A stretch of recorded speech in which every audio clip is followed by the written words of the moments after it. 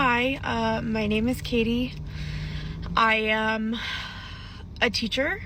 Um, I'm a Title I teacher.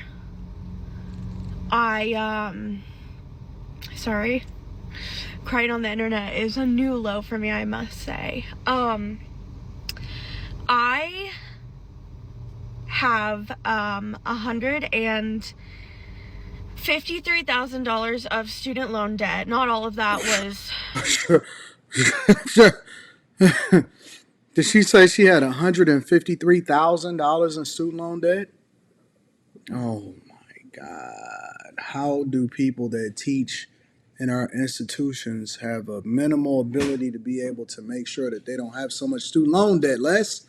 I don't understand. My actual student loan debt. I have at least probably like $30,000 of that is just interest. But I took out private loans through Sallie Mae, which, if I could preach to anybody, do not ever work with Sallie Mae. They are awful. But I took out money through Sallie Mae. And immediately when I graduated, Sallie Mae wanted all of their money back, obviously.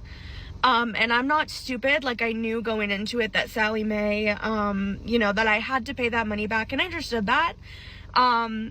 But no one really ever taught me. Sorry. This is actually really embarrassing for me.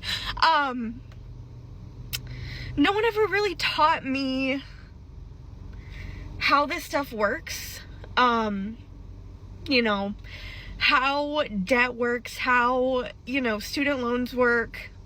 I had really bad undiagnosed anxiety and depression in. Okay, all right. This is the playbook right here. I always hear from these same people that say the same thing over and over again. Nobody taught me. Nobody told me. It's other people's responsibility in order to make sure that I do what it is that I was supposed to do, as though I was going to do anything different. And the reality is that it was always your responsibility. The same way that I knew at 17, 18 years old when I first went to college and I dropped out after the first semester and I said, skip this, I'm going to get a job, is the same way that y'all knew, but y'all chose to still go with it. For some reason, you thought that you was going to be forgiven or you was going to be able to pay it back. Either way, it's still your responsibility and it doesn't change anything. You know what I'm saying? And so the same way that y'all sign up for cars, the same way that y'all sign up for homes, the same way that y'all go and get credit cards, the same way that y'all go and take out home equity loans, lines of credit, the same way that y'all do every single thing else that y'all do, because you can't get from under it because you can't make enough money as a result of it and you're not getting it forgiven, which was one of the reasons why people was voting for Biden and Kamala Harris in the first place, is why people are now starting to crash out. High school, so my grades suffered in the beginning of high school. At the end, I had gotten back on track and I brought everything up, but the damage to my GPA had kind of been done my sophomore year. So my GPA was pretty low, so I didn't qualify for many scholarships going into college. So that really brought the need for financial assistance up for me. And I don't come from a wealthy family. My mom was a stay-at-home mom my whole life. I have a sister who's still in high school. My dad works 40 hours a week and makes $40K. I shared a room with my parents until I was 7. My parents didn't get a house until I was 7. We lived with my grandparents in a one bedroom. Our beds, my bed was, like here, and their bed was here, and there was like no room. And so, yeah, I don't come from money. And my dream was to be a teacher. So many women follow their dreams things. And that's why when people tell me that women are the most educated, I say they are the most in debt and they are the most enrolled 100% of the time. All of them, all of them go into college and then they do whatever it is that they do and then they go and pursue their dreams. And that is the very thing that goes and torpedoes their life. Ain't no white privilege, ain't no black privilege, ain't no privilege. The only privilege that there is um, making smart decisions, being very intentional, and being consistent enough to be able to be successful. That's really what it comes down to. Very thankful that I was wise enough not to follow the crowd and just to run my race. Never find myself in these type of situations. Sorry. I've always wanted to be a teacher. I love teaching.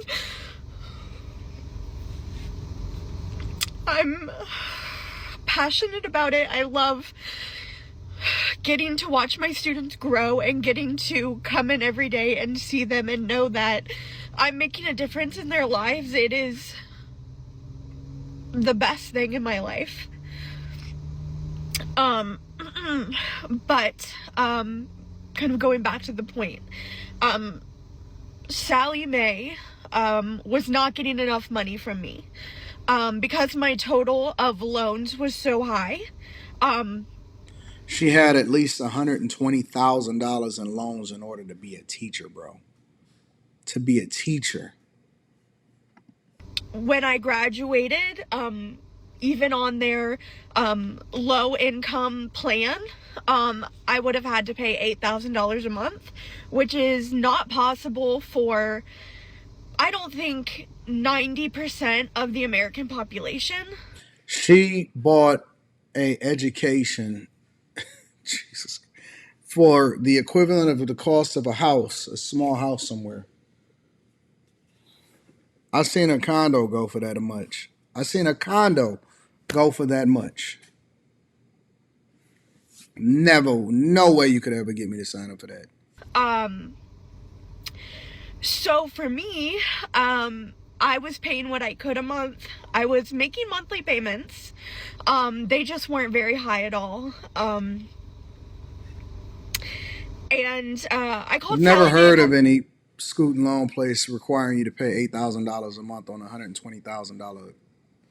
I don't know. I've never seen a $120,000 balance in real life. times and tried to talk to people, and I was literally crying and begging on the phone, like, please, please, if there's any way to lower the payments, like, I'm trying. Last year I was working at a Title I school.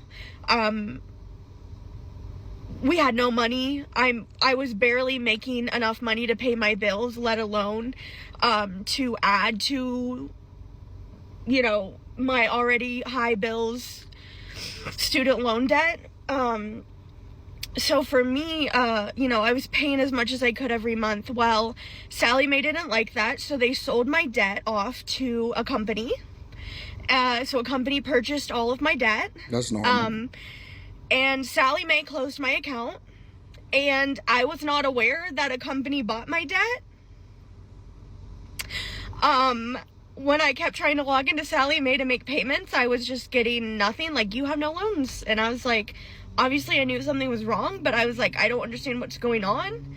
And I lost somebody very close to me to suicide. All right. Listen, ultimately, what this comes down to, and it's funny because I was looking at the Howard students complaining about the fact that they couldn't take out more student loans in order to pay off get their tuition reinstated so that they can go back to school. And they just falling in the same traps as the people that's before them. And they're going to make the same mistakes, and nobody's going to come and save them either. Be very careful, be very mindful. It's a lot of people making bad mistakes. The first mistake that you don't want to make is a self-inflicted one, because it's going to prevent you from being able to live the life that you want to live. And then it's going to prevent you even from being able to get married, because don't nobody want to deal with those student loan debts. I love you. I appreciate you. I'm going to holler at you guys later. Peace.